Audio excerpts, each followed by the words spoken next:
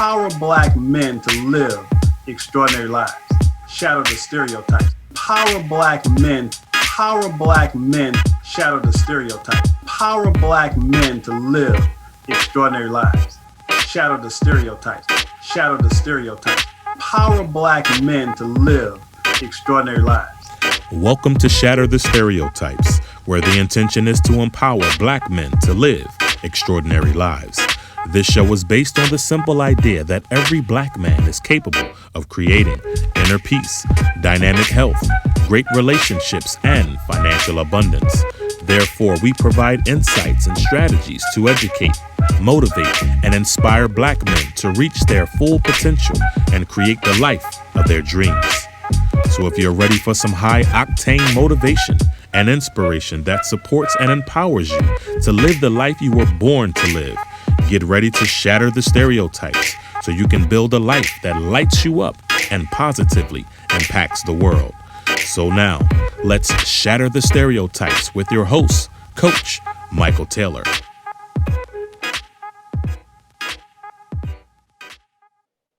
Hello and welcome to Shatter the Stereotypes, where my intention is to empower Black men to live extraordinary lives. You see, there's never been a shortage of Black male role models. There's only been a lack of exposure of those role models in mainstream media. So my intention is to showcase and highlight Black men who are doing remarkable things in the world. And my guest today is doing just that. And as an author and publisher, I am super excited to introduce you to Ali Kamanda and George Redmond.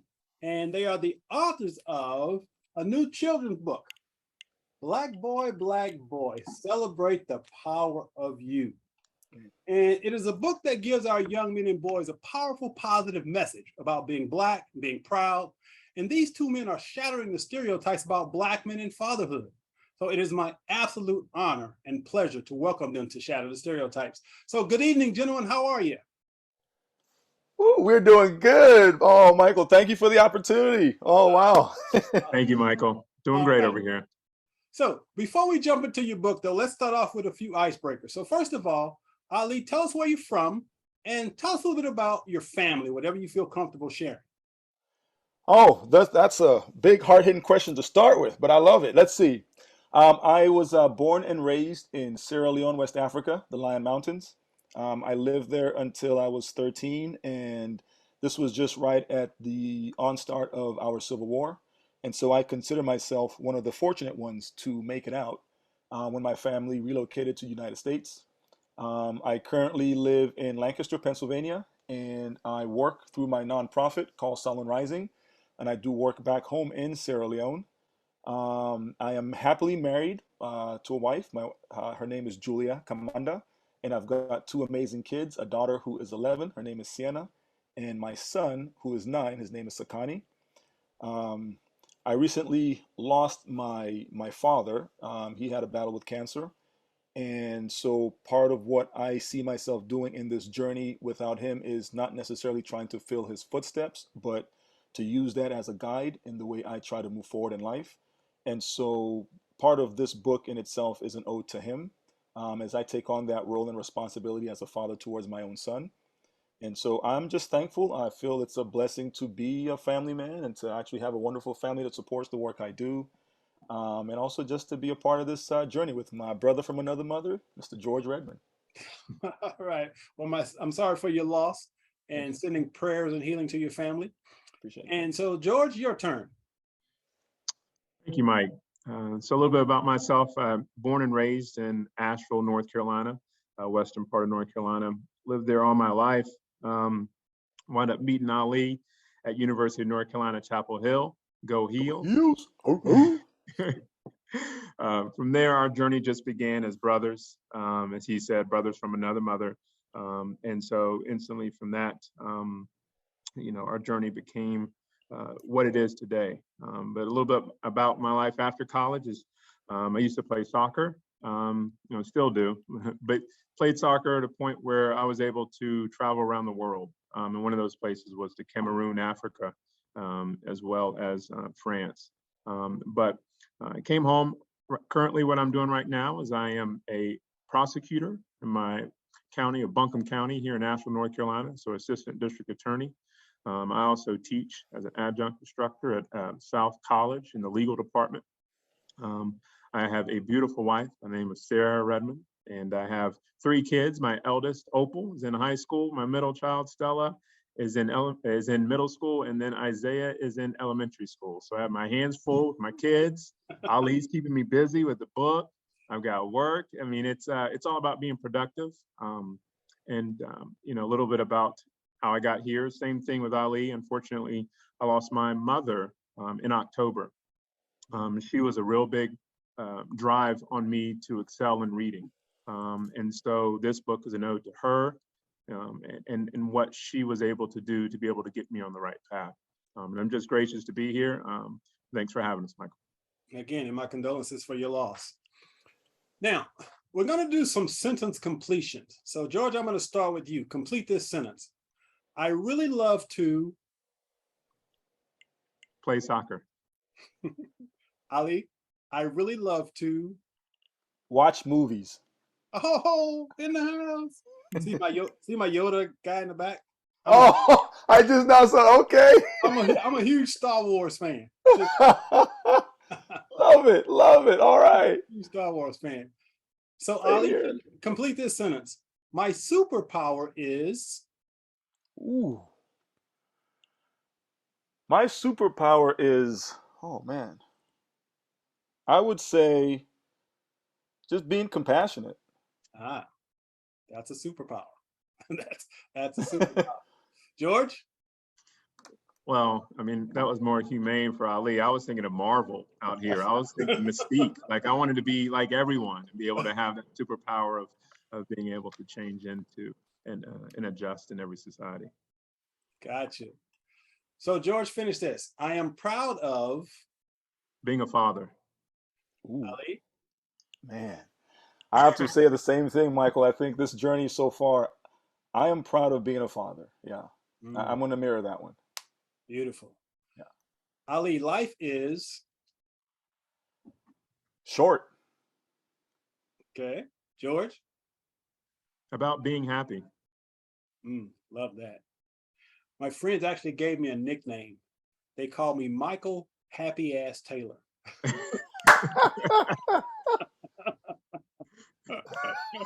That's dope. They always tell me, boy, you and your happy ass. Optimism does not fall short with you, right? There you go.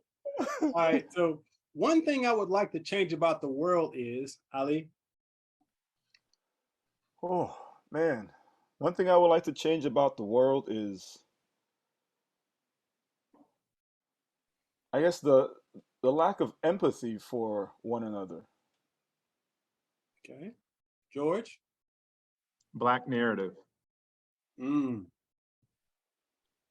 last but not least, the future is, George? With the kids. Ali? Full of possibility. I like it. Now, I wrote a book titled The Cure for Onlyness, A Black Man's Guide to Joy, Passion, and Purpose. And in the book, I talked about the unique challenges that we as Black men face while being in environments where we're the only person of color. And I'm absolutely certain you men have had that experience. So I'm just curious, how do you navigate those types of situations? And we'll start with you, George. Well, ironically, it started out on the athletic field. When I grew up, not many Black people played soccer. Black people just played football, they played baseball or basketball. It was one of those three, so soccer was kind of unique. Luckily, through athleticism, I was able to garner friendships and break down barriers. But now, as I currently see, in my current role as a prosecutor as well, seeing not many African Americans as prosecutors, more as defense attorneys. It's unique to be in this position, but it's an opportunity to be able to see things from another side, so I can feel more balanced in my approach on how I live life. Okay, Ali? I think for me, mine, especially coming from another part of the world, so coming all the way from Sierra Leone and moving to the US, it was more of a culture shock to start with.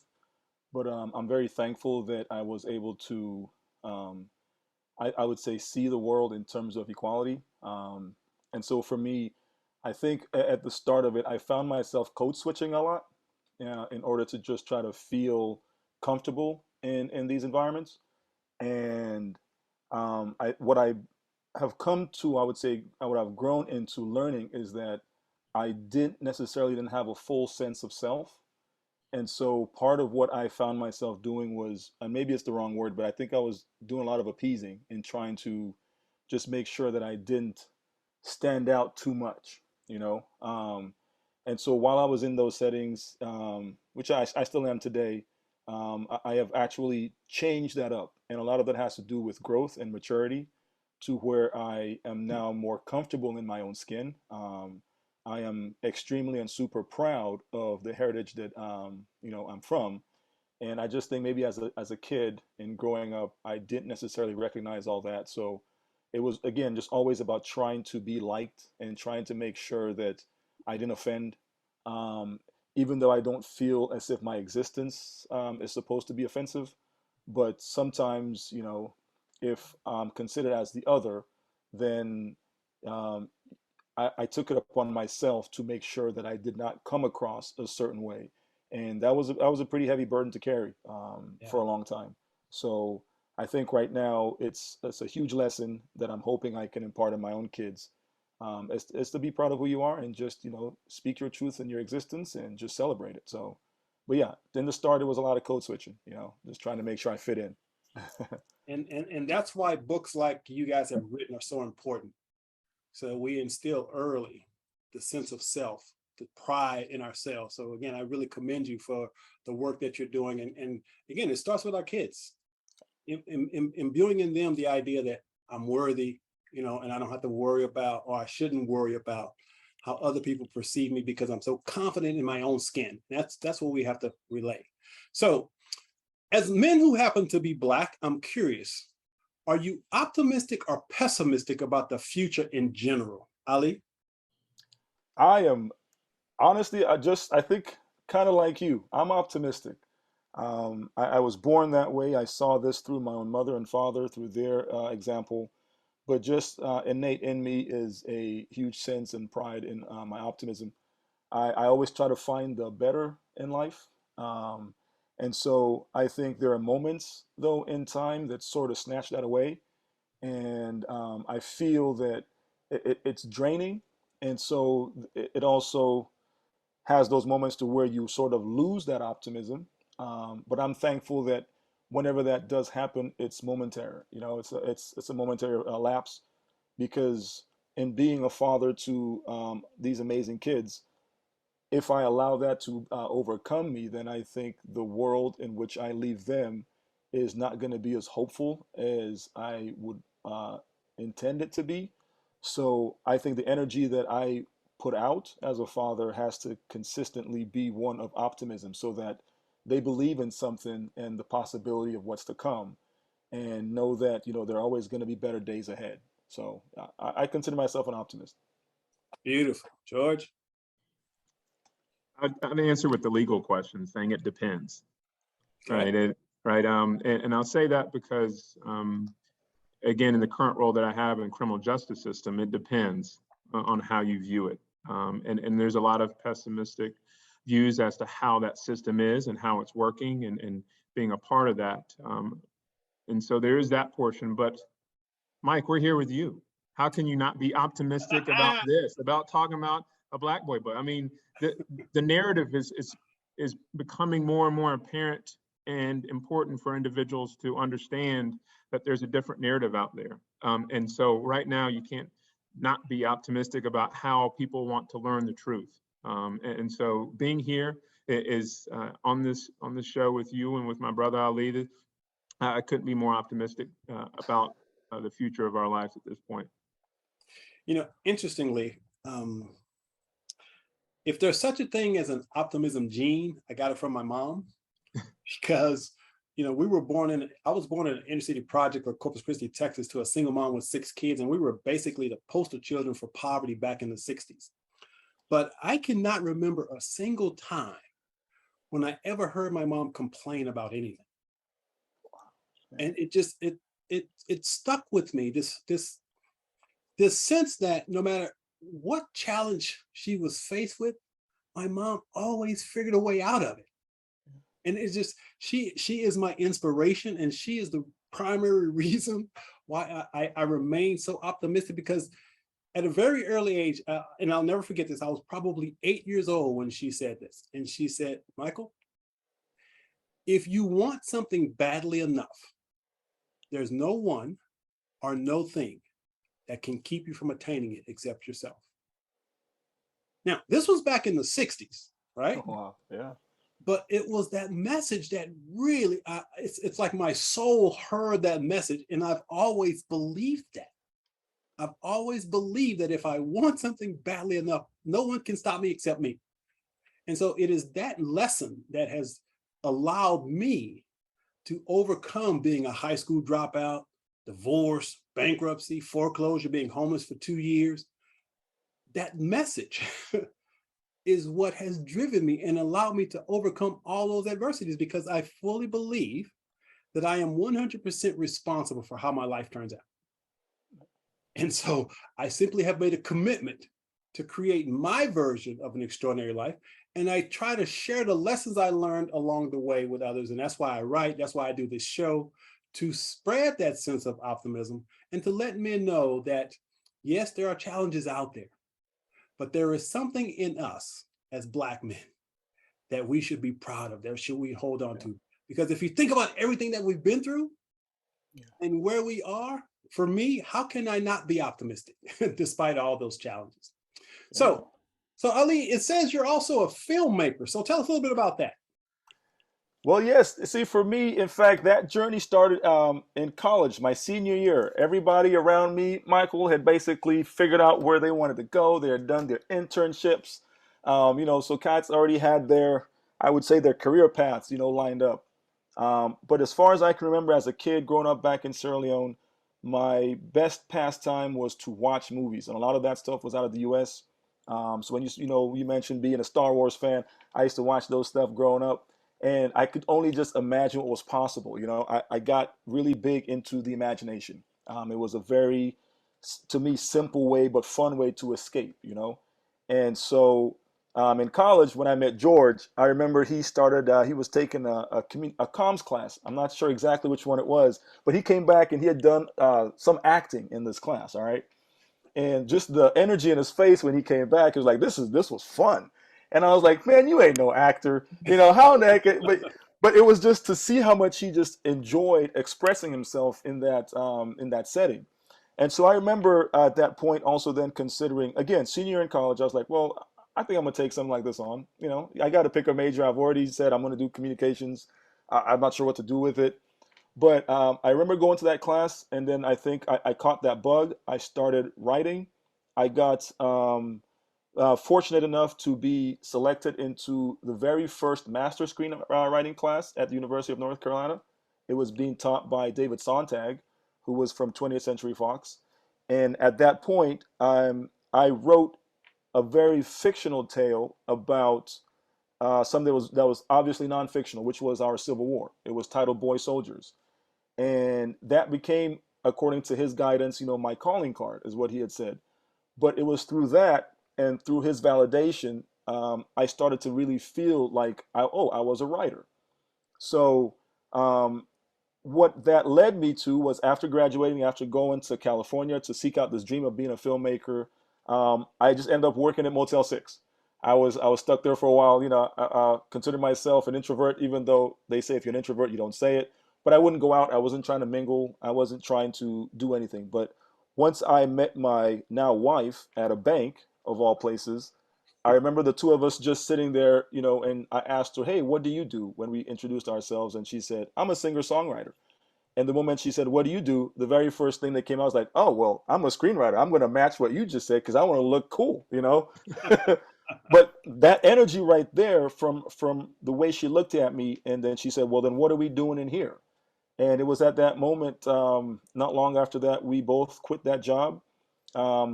I talked with George for a little bit, and I was like, man, I have this idea for a story. And he was like, yeah, well, let's write it. So I started that journey. I went to Sierra Leone and shot my very first film. It was a narrative. It was called Saleh. In fact, I have my poster behind me right here. It's about what young girls struggle with back in my own home country.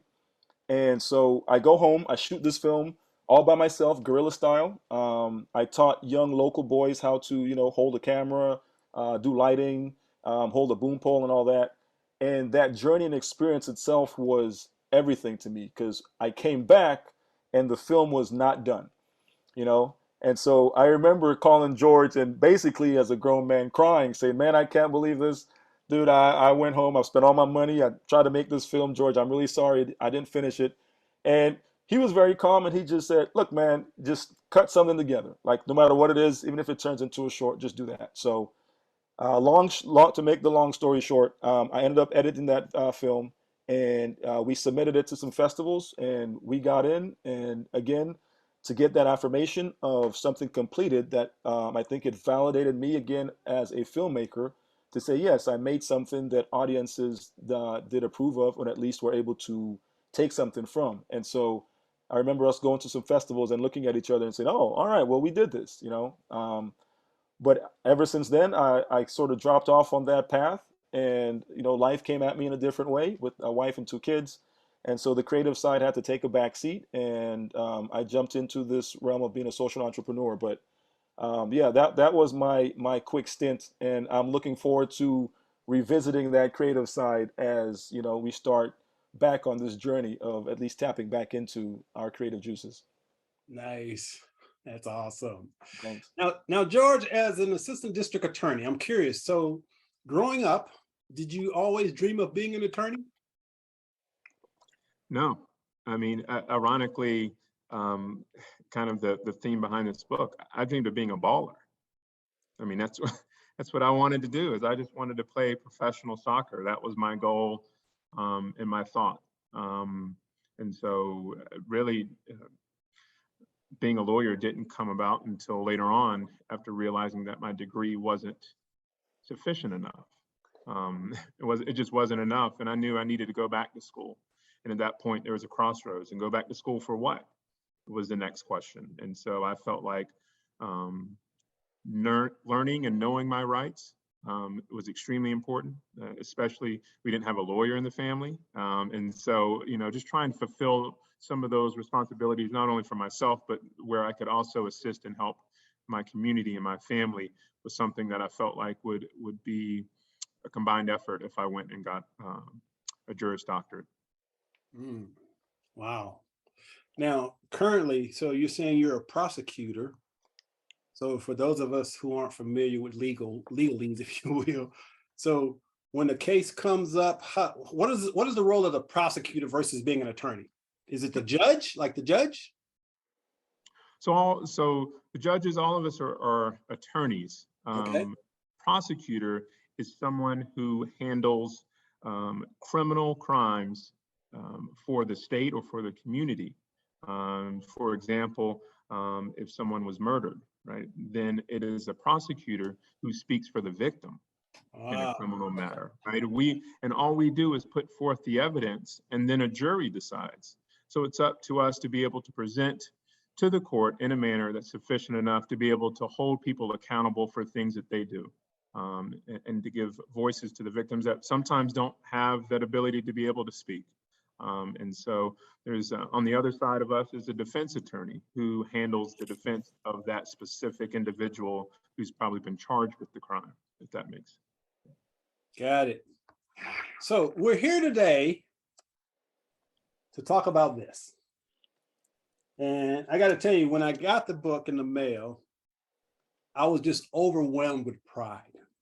There's something so beautiful about this book. Again, the optimist in me always sees the positive things. And as an author myself and a publisher, I am just always overjoyed to interact with, talk to, share stories about other Black authors.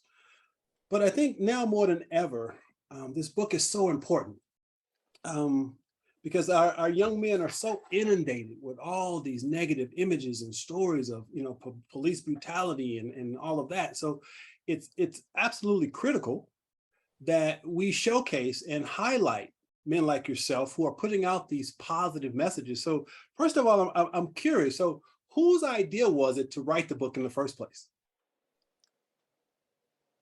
So that would be me. No, it was initial. It was kind of the thought, as Ali and I talked about it. It was it's our COVID baby. So during COVID, it allowed the structure of the courts to kind of break down, where we weren't always in court prosecuting. And so during that time, the murder of George Floyd happened. And immediately, Ali and myself were on the phone talking about this. We have kids and sons specifically, a couple weeks apart. And we knew that this image was viral. We knew that this incident essentially was probably what a lot of not only people, but specifically Black boys are looking at. And so they're talking about it. And so we're trying to figure out ways to channel that expression, as well as learn about the past and how we got to this point. And so it was one of those things where it stemmed from that. And ironically, like you had said, the thought was that we see perhaps what it is that Black people are seeing based on their image in the television, whether they are drug dealers or drug users or just criminals in general, or if they're just athletes or entertainers. And so I remember thinking and talking with Ali about what is it that we want Black boys to see? And so initially it got dark, right? And so I immediately went into, and it stemmed from a book called Brown Bear, What Do You See? And I was like, Ali, what about Black boys, what do you see? And I went, well, police brutality, racial inequality, social injustice. It kept going. And Ali was like, wait a minute. What are we trying to do here? I was like, are we trying to do a Jason Reynolds project? Or are we trying to do something for the boys and promote? And I think both are extremely valuable. But I think luckily at that point, Ali kind of stepped in and helped shape the narrative of this book and helped it come to life. Okay. Yeah, it was dark, Michael. he was going, because it was that reality, Sorry to just jump in on that one, because it was really inspirational for George and I at that moment when he did come up with this and say, hey, I've got this idea for a book, Black Boy, Black Boy. And immediately I was like, yes, that's awesome. I love the title. And then when he started going over everything in terms of that very first manuscript, you could tell it literally reflected the position he was in as a prosecutor, because as he eloquently always states, he deals with that pipeline to prison sort of reality. So everything that we were coming up with, almost it became sort of a pun. It was, again, police brutality, inequality. Just all the injustices we could think of that rhymed with C, and so it was at that moment though too that part of my thing again about the inspiration and trying to find something that's aspiring was to change the narrative in a sense and still use the power of this idea to say, okay, we're going to focus on our sons, because I remember us, stating to each other that this slogan, as what it had turned out to, if I can't breathe, was really now more of a reality for us. Like, we actually felt, even though we were in the safety, as we would call it, of our four walls in our own homes, but you really felt like you couldn't breathe, and so we started to see the world through the eyes of our kids, and in particular our boys, and knowing that they were going to be faced with challenges that you can't see coming, you definitely can't stop it, but it was more of like, well, what can we prepare them for, and how is it that we can sort of arm them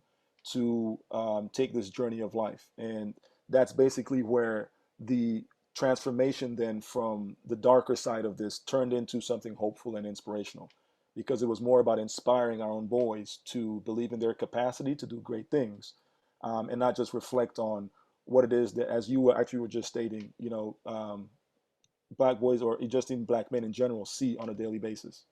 Yeah. It's interesting because for most of my life, I've been accused of being a sellout at times because I choose to focus on the positive. And in no way do I want to deny the reality of what's happening in the world, but I've always learned, actually, I learned this lesson from my mentor, Dr. Wayne Dyer. I don't know if you guys are familiar with Wayne Dyer, but he was a guy that did a lot of self-help books and stuff. But he said this, that it really stuck with me. He said, never focus your attention on that which you are against. Always focus your attention on that which you are for. And it was something in those words that really stuck with me. And so for the last 25 years, I've been writing what I'll call Black male empowerment, to empower and to focus on that which I am for, which is Black men being empowered. And yet at times I've had confrontations where interviewers have, sort of challenged me because of my optimism, saying I'm denying that those things exist. And it's really tough sometimes to say I'm so optimistic when we see all those negative things in the media. But if we're willing to look a little deeper, my belief, this is Michael Taylor's perception, this is the lens through which I see the world, there are a lot more things that are right with the world than are wrong with it. And so I choose to follow Wayne Dyer's advice. And I simply focus my attention on that which I am for, which is Black male empowerment. And so that's why I launched the Shatter the Stereotypes movement, to give Black men an opportunity to see all the positive stories of us out there, because unfortunately, a lot of times we don't see that in the media. And so again, it's just my absolute honor and privilege to have men like yourself who are changing that narrative, who are letting Black boys see.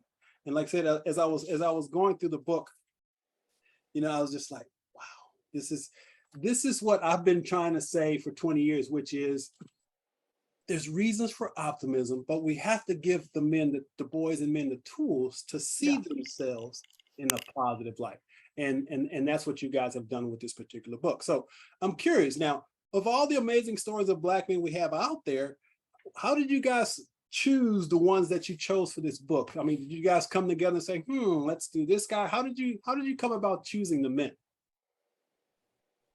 I'll have George speak more on that. He did more of the research in terms of the folks, because what we focused on initially was just in terms of on Black excellence. We were looking for the firsts who would actually accomplish stuff, But then again, as we went through the thing, it morphed into a lot, and then we became more intentional about the characters that we were going to showcase and highlight. Because I mean, in the truth, I'll let him speak on this. It's you can't miss, because there's just a huge canon of people who have done amazing things and lived incredible lives. So that I think to us would be that next thing we'll talk about leaving some folks on the cutting room floor. But yeah, George, go right ahead.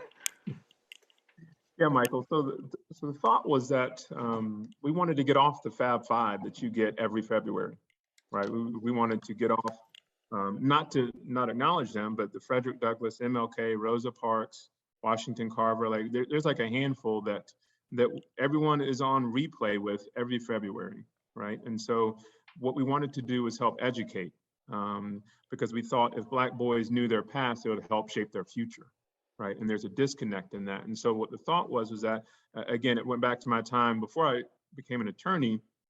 I was a teacher, and I used to teach, and I used to ask kids, what is it they want to be, right? And all of them said baller and rapper. Right. In my mind, I was like, well, what happened to being a doctor? What happened to being a pilot? What happened to being a train conductor, an engineer, an inventor? Like, what happened to everything else? And so that was the drive behind this book, is that we wanted to make sure that we allowed inspiration in all areas to help inspire and create and get off the two-track system. And so initially that drove us to who we had in there. We also wanted to break some sort of stereotypes that we have regarding masculinity, and just have people think about what it is for them to be Black, and for others. And so again, this is a book to Black boys, but it's written for all boys. So initially, we can kind of just let the cat out of the bag. The first historical figure we had was Colin Kaepernick.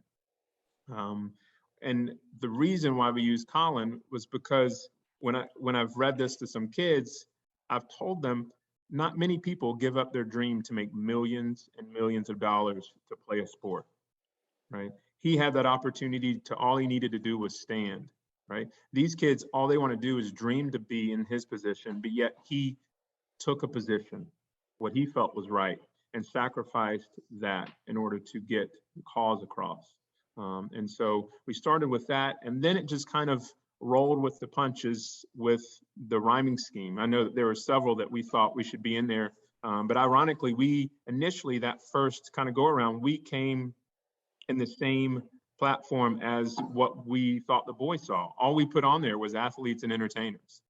And so we were like, wait a minute, we need to switch this up. And it so allowed us to be able to research and do a little bit more of an investigation as to who we put in there and what purpose it was. And for us, each of these individuals that we put in there are multidimensional, right? And so they have a characteristic trait that we love. And for, again, Colin was sacrifice. Martin is perseverance. And each one for us had a sort of tagline, and that's kind of what allowed us to be able to generate and put them in this book. Yeah, because, you know, the media generated stereotype, if you will, is that Black men only good at dancing, singing, and playing sports, you know. And so, you know, when I think about my show, for example, you know, I've had Black astrophysicists, spine surgeons, and I mean, you name it, all across the spectrum of society. I've had Black men that showcase and highlight, you know, that we're in all segments of society. And unfortunately, as you just mentioned, when you ask most young kids, you know, what they want to be a rapper or a baller, like you just mentioned. Well, the reason being is because that's what they see through mainstream media. And I love what the 100 Black Men motto is, which is what they see is what they'll be. And so if they're only seeing sports entertainers, then that's what they're going to aspire to be. But we have to let them see the engineers and the, you know, the web designers and the different thing. And that's what I loved about your book. You know, you had dancers and Navy SEALs, and I mean, just a great assortment of different things that we're doing and have done. And Black men, Black boys really need to be exposed to that. So now, though, I want to give you guys an opportunity to give a shout out to Ken Daly for his beautiful illustrations and artwork.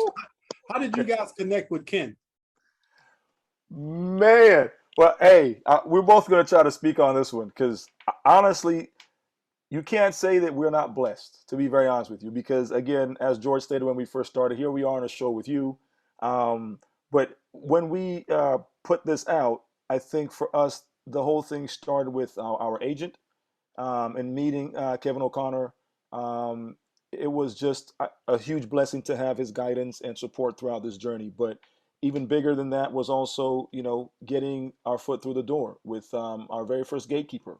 And that was Eliza Swift, who saw us. And it wasn't just about finding a commodity, you know, based on how she looked at this manuscript and what she saw in it. It was nice to hear how she reflected on us as people, both George and myself, and what made her so passionate to do this. So I think the luck of the draw for us was in meeting some of these folks through that blessing that we got into the right publishing house, because Source Books has been phenomenal throughout this entire journey. And they're the ones who found this. Ooh, man, George, how would you call him, man? Because we cannot stop on all the adjectives. He is talented. I mean, the dude is the absolute best because he brought it to life. And the colors are so vivid. But let me not take away all the thunder. George, please continue with it. Like, Ken, shout out, brother. I mean, he couldn't have used any more color on a palette than he did. Ali and I mean, the chills that came through us when we saw the flow of the book, and it's still, I'm feeling it right now, like going down my, down my arms and stuff. It's mesmerizing to see how he was able to bring to life what we wrote and to have it flow in a way so seamlessly and so colorful. And that's what I think we fail to realize, is that color is beauty, right?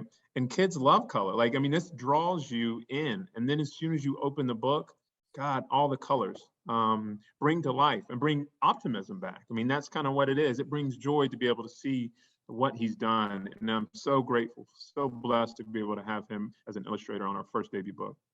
Yeah, man, he killed it. He killed it. He really did. He really, there's a movement through the pictures that it just kind of flows with this idea of black boy, that I just loved it. Absolutely, absolutely loved it. Now, so there's this media generated stereotype that black men are deadbeat dads. And you guys are definitely shattering that stereotype. So I want you to share with the audience your experience as fathers. How did your experience as fathers inspire you to write this book? Any man can start. I'll go ahead and start. It looks like Ali was over here chugging water. He's getting dry mouth talking so much, but I'll go ahead Oh and man, I want start. to give you a chance first, brother. So I don't always take it up. You're like, you're doing it first. Nah, this is you. Go right ahead, sir. So for me, growing up in a family where my mom was my rock, my father was kind of in and out of our lives and of her life. And so what drove me was essentially, ironically, what not to do. And what not to do in this situation is to be there at all times and be present. I always say a prayer in the morning. I'm so grateful for the opportunity of responsibility of being a son, a husband, and a father. Right? I mean, those types of things that we have in our life, those roles are extremely important. And for me, wanting to make sure that I left something for my kids, and what better can I live them as a book that helps them understand their past, and helps garner courage. And so what I love about this book was that it was a family process. We were doing the research and investigation and into a sort of Black history, and it worked out wonderfully to be able to inspire not only myself, but my family in learning about the hidden figures that should be known throughout our world regarding the historical context of Black males in our life. Okay. Ali, you want to piggyback on that? Yeah, I mean, for me, I'll be honest. Every time we do talk about this part, it does break my heart because, when I met George, and to this day, he's just an amazing human being. So when I hear of his relationship with his father, it does sting. It was a reality that he had to live through, but to see who he has turned out to be, I mean, you couldn't be more, again, optimistic and proud of what's possible when good people do take it upon themselves to really champion what's best in them, and that's who he is. He's an amazing dad. He's an amazing dad. For me, Michael, I will use the word blessed a lot. I have been very fortunate and very blessed to have amazing parents. Both my father and my mother, thankfully, who was still alive with me because I couldn't do anything without her, have been awesome examples. My father, as an educator, really taught me a lot. I saw his humble spirit, but just he was this gentle giant, and I got to watch the way he sort of stepped through life. And maybe at the time I didn't fully appreciate it because now that he's gone is the only moment I look back and just kind of wish he was still here. But um, for me, he gave me all the right examples. And so a lot of times through the media, you do see that stereotypical portrayal of Black fathers. And coming from West Africa to the US, it blew my mind because I was like, I didn't grow up with that. I don't know what you're talking about. That's not real. What I know of is I have a father who was present. I had a father who was loving, who was kind, and extremely supportive. What I think grew to understand in my adult years was the way he maybe showed his affection and his love. So I didn't have a father who was rah rah, who was just like in your face, like, yeah, you're the best. But I had a father who never put on any expectation in terms of what success was supposed to be for me in life, and at the same time was right there to support every time I fell and would just dust me off and say, "Hey, son, you're gonna be all right. Just keep going." But he really instilled in me that sense of this life's journey is mine to walk. And all he could do is provide advice, but I had to live that. So I think for us now as fathers is taking on this mantle then because we now have our own kids to raise, and I don't believe that we pay attention to those stereotypes. I think every time we do see that, it's sort of insulting. But now that we have written a book, it seems like we now have a platform to add to that narrative of saying, hey, look, this is not what Black fathers are about. There is no, I would say, one blueprint into being a father, into being a dad. All of us are going to learn as we go along. But the fact that we can demonstrate unconditional love, support, making sure we spend time with our kids, are there for them no matter what, I think is only going to be a testament of our own, I would say, lived history and what we're going to add to that narrative. And hopefully we can do exactly what it is that you have set out, to do, which is to shatter stereotypes. Our job is just to add to your verse, my brother, and we'll do our part in doing so, because I think it's about time that folks really start to identify and see the humanity in Blackness, and not just always use that sort of other rising, as maybe they would call it, to try to paint this certain picture of us that is not our reality. Yeah, and I think it's important to understand, or to recognize that obviously fatherlessness is not a racial issue. Fatherlessness is a Exactly. huge challenge in the world, period, regardless of ethnicity. But I do know here in America, we tend to generally be identified in a negative when you start talking about dads and fathers. But again, I don't think we can point fingers and place blame. It's on us as Black men to become great fathers. I didn't have a great relationship with my dad, but it's interesting because I remember this as though it were yesterday. When I was approximately 12, maybe, I remember my dad spanking me for something. And we used to live in this house up on blocks, these cinder blocks. And I used to crawl under the house, and I had this little place where I would play with my little Hot Wheel cars and stuff. And I'd go down there. Well, my dad had spanked me, and I remember being under the porch, playing with my cars, and I was crying. And I remember this thought: when I grow up and have kids, I'm not going to treat my kids the way my dad treats me. I remember that thought. I remember having that thought. And as I grew up, being a father was a high priority for me. I remember saying, when I be a dad, I'm going to be a great dad. I want to be a great dad. And so even though I didn't have a role model when I had my first kid, actually, my first son was adopted. I adopted him, my first wife. He was 1 year old. Matter of fact, we got married on his birthday. And when I married her, I adopted him. I gave him my name. I raised him as my own son. But because I didn't have a great role model, I took it upon myself to become a great dad. So what I did was I read books. I went to seminars. I learned to become a good dad. And so for those of you who are watching who say, well, my dad was, not a good dad. So you don't have to follow that same pattern, because being a great father isn't genetic. It's learned behavior. We can all learn to become great fathers, but we have to invest in ourselves to be able to do that.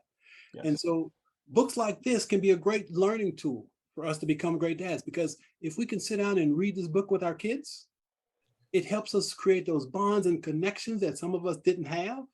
So that's, again, why I'm a huge proponent of books, because it's amazing what we can do with them. But as fathers, especially as Black fathers, we must understand what I just said. Being a great father isn't genetic. Yep. It's learned. So we can all learn to be great fathers. So Ali, I'm curious, for you, what's the best part about being a dad? Man, it's living in the present. The best part about it is just seeing these young spirits that that you've helped bring into the world take that breath every day, and being there and being present for them. Like, I think I love nothing more than being their biggest fan, and sometimes I think I cross the line, because I might I think I might be too much then of a fanatic, but for me, that feeling I get each day when I am away from them is what brings me right back to it, because it hurts. It's like they are that which nurtures my spirit. And so knowing that, because when I'm in their presence, just how they make me feel, to me, there's nothing greater, you know, apart from, I would say, the love and relationship I have with my wife, which again is something, you know, for every human being, you know, you work at, you know, on a daily basis. I think it's the same thing as being a father. You know, you work at that every day too. I'm not always going to do everything right in terms of being a dad, and you know, God knows that my kids let me know in their own opinion, like, yeah, you know, you should have done it that way. But for me, the best part, Michael, is just being present. You know, and that I've come to understand as the years have gone on. Sometimes I used to feel like if I'm in the room, then I'm present, but that's not the case, you know, because I could be doing other things. I could just be in the room, but being actively present and mindful of their spirits, you know, there's no greater, I would say, rewarding feeling in life. Yeah, and it's that's a key word. I think that as Black men, I think we need to really focus our attention on. We don't talk about this much because we live in a culture that has conditioned men to believe that we aren't supposed to feel. But Yeah. as a father, that feeling of love Yes. that you get from your kids is it's you can't even describe it. It's just this love that really just opens your heart in a way that very few things can. So George, what's the best part about being a father for you? Making memories. I mean, that's what life to me is about. A timeline of memory making. I only have them for a certain amount of time, really, before they go off and flee the coop. You know, and so for me, it's understanding how important they are, the time that I have framed with them. The thought is that for me, they're stock, right? I have to invest in them, and so having that ability to be able to share these memories and make them and enjoy being able to be present in their lives to help shape them is what I feel is one of the most important roles as a dad. Yeah. And so as a father of three grown children, my daughter just turned 36 the other day. I have a 38-year-old son and a 41-year-old son. And so as I reflect over my life and think about what I'm most proud of, despite the fact that, you know, I've written 11 books, been on TV, that stuff doesn't matter. But when my kids call me and say, Dad, I love you, I'm proud of you, I'm happy for you, that's why I do what I do. My kids are the world to me, and I love, love, love, love being a dad. I I just, love it. I just love being a dad. It's just I freaking love amazing. that. I love Now, that. now, with that being said, though, gentlemen, and you guys have kind of touched upon this, and I think this is something that we really need to talk about, especially as Black men, is the importance of having great relationships to model for our kids. Because one day they're going to be fathers, possibly, or wives or whatever. So talk to us just a little bit quickly, George, about the importance of having a great relationship. Relationships build character. And relationships come through communication. Communication comes through either talking and listening, right? And knowing when to do both or to do not at all, and understanding the situation. One of the biggest things I like to teach my son Isaiah is that you need to stand tall, chin up, look at people in the eyes, and shake hands firmly. These things are lasting impressions that are relationships. And relationships can be short and they can be extremely long. And for us, it's about which ones you choose as a priority. And for me, I kind of use it as an analogy. They're all like plants that grow, right? And they need multiple things. And you can, as much as you want a relationship to happen, but if the other participant isn't willing or wanting, it's a two-way street. But relationships make and build character that will help shape us into who we are. And so I tell them to make sure that they understand and are firm in knowing right from wrong, and making sure that they choose certain relationships that they want in life. And so that's what I feel is important, at least about understanding the importance of relationships. What do you think, Ali? Man, I agree with everything he said right there. You know, I think in growing up, learning just what relationships brings to your life, I think tends to help guide how you manage your own. What I've been very fortunate for are the relationships I myself have been able to nurture. Not all of them, I would say, have been the best, you know, but again, it's a learning experience. And so for our kids, trying to show them that importance because, you know, whether it's from, you know, your wife or to friends or to business partners, um, you know, we're not living on a rock by ourselves. You know, life itself is going to involve you having relationships with others. So what I try to teach my own kids is, you know, it's, I guess you would say it's a tenet from the Bible. It's basically you're trying to foster these things based on how you want to be treated. You want to treat others that very same way, you know, because if you can honor that, if you can really hold on to that spirit, then the relationships you actually are able to develop are going to benefit you in the long run. And you're not necessarily trying to create them for your benefit, but I think it's just so that you can be part of the engine that makes the world move the right way. You know, if you happen to be a good person and, you know, you foster good relationships, then the thought would be those around you would be doing the same thing.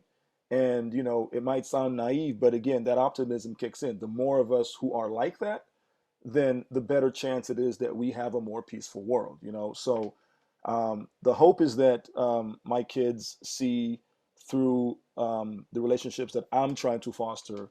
And I will use both my brother here, George, and I have another close friend whose name's Casey, who unfortunately I have not been as good a friend to in the latter parts. And again, these are those moments of reflecting and making sure I correct those, is to show that there is something so beautiful behind it. And if they can find a way that, you know, they'll go through their own journey, but if they can find a way to nurture the right ones, then they're going to feel fulfilled in life. You know, they'll never feel like they're on an island by themselves. They'll always feel like they have a family.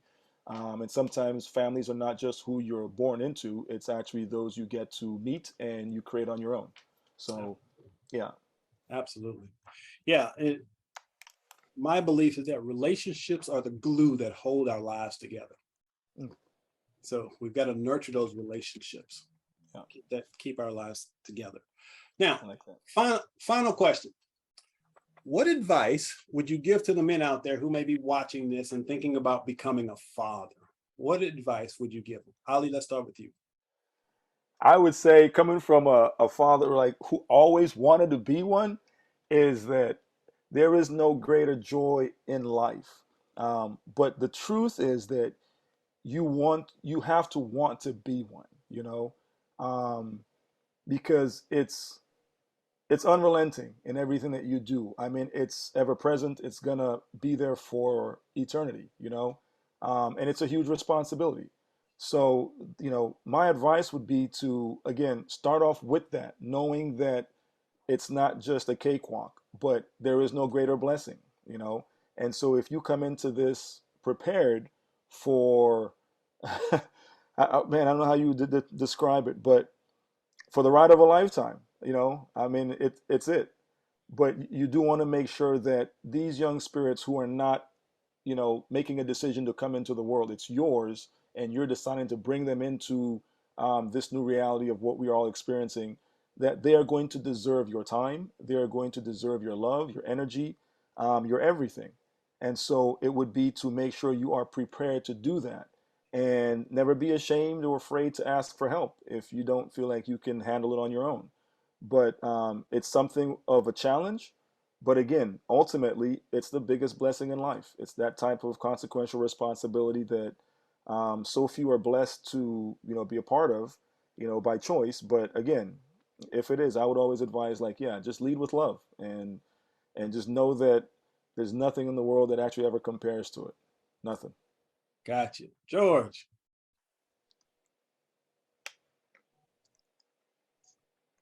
So, sorry, did my feed go out? Yeah, you stopped for a second. Okay. Am I good now? Yep, you're good. All right. So I believe, leaving off with the final question, what kind of advice or thoughts I can give to anyone about to become a dad or thinking about being a dad. I mean, first to just be real. It's exhausting. but it's a good exhausting. It's kind of like good trouble, right? With John Lewis, it's a good feeling. But if you're not exhausted, you're not in it. I mean, that's just the thought of it, is that you want to be hands in, like all in 150%. And it's kind of cliche to hear people to say time flies, but really when you have kids, it does. If you understand the concept of when they go into school and then the amount of time you get to see them either in the morning or really in the afternoon when they're back from school, your time with them is extremely limited. And so to understand and enjoy that, to know that this is a long journey, you won't know everything in the beginning. And so throughout your journey, you will be learning different steps. You will be learning over your mistakes. And it's okay to have those, because as long as you're having them while you're with your kids and being present with them, it'll help shape them in the future to make sure that they don't have those sort of same mistakes as you educate them. And so this is a commitment, and it's something that you have to understand the role that you may not see the effects of immediately, but perhaps, when you're looking down from the skies above, your child will be a better child based upon your commitment and love to your children.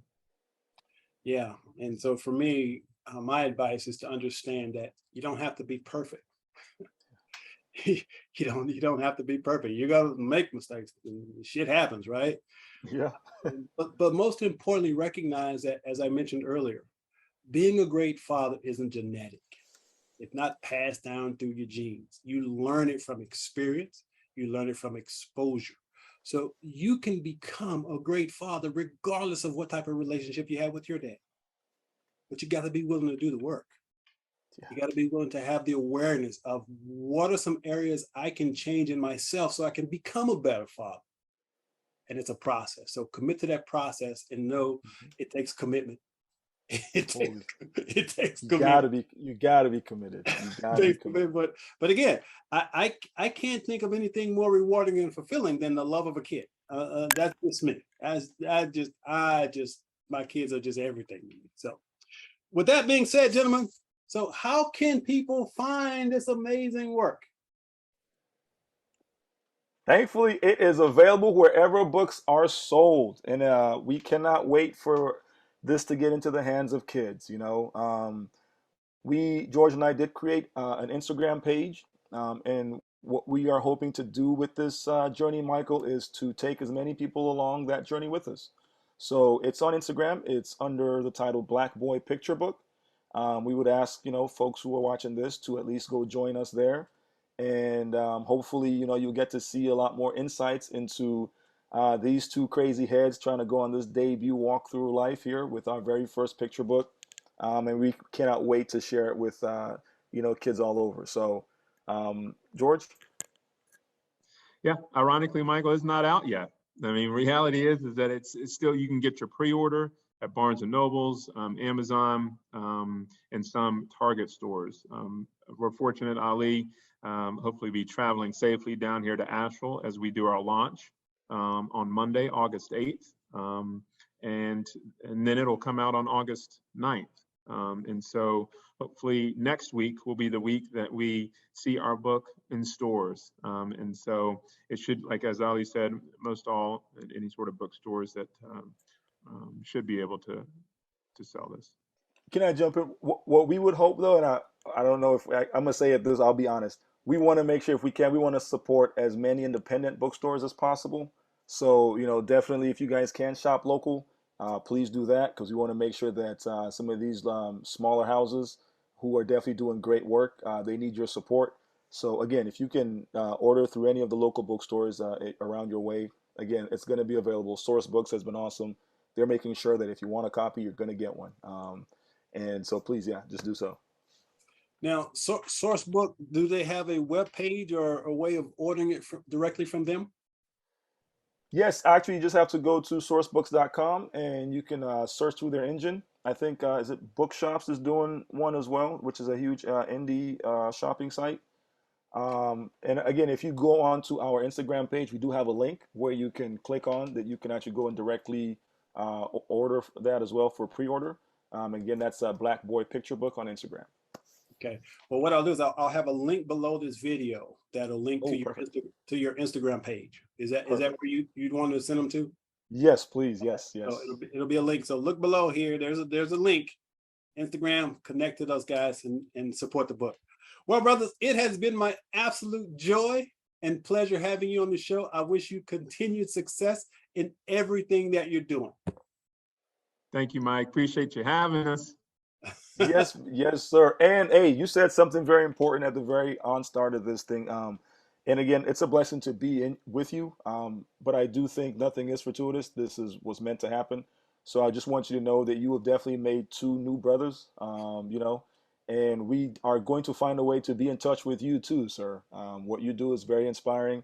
And again, I'm 44 years old. I'm only now discovering you, man. And I cannot believe it, but again, that's just how my reality is, and I am going to drink it all in. I've got a lot of reading to do to try to catch up on your material, brother. But you are a huge inspiration from the short stuff I've just been going through. I was trying to do some research coming up on this. There was an interview you did with a young, I think a young interviewer that just blew me away. I love that you used your platform, as you said, to invite him in and allow him to also shine. He had some great questions, but some of the stuff you said on there I've never heard before. Something like, was it GIGO? Is it garbage in, garbage out? You know, I'm drinking it in, brother. So we are fully on board with your message, and thank you for what you're putting out as well. You're definitely inspiring and helping a lot of us as Black men as we are continuing on this life's journey. So God bless, brother. Appreciate it. Well, brothers, I believe there are no accidents in a perfect universe. Hey, my man, you dropping gems, man. Hey, we've been brought together by divine appointment, man. We have been brought together to inspire, to empower Black men around the globe. And I'm really glad that I had the opportunity to meet you guys and learn about this amazing book. I really love this book. But again, it's really about empowerment. Correct. There's enough negativity out there. We need positive stories, powerful stories, and you guys are bringing that. So again, I appreciate you. I love you, men, for what you're doing. Much blessings, brother. Peace. Thank you. All right, so this has been another episode of Shatter the Stereotype. So go out, pick up your copy, make sure you share it with everybody you know, teachers, clergy, you name it. Put the book out there. Let's get this book out there so brothers can see it. All right, my man, take care. God bless, brother. Thank you, Mike. Thank you. All right, man.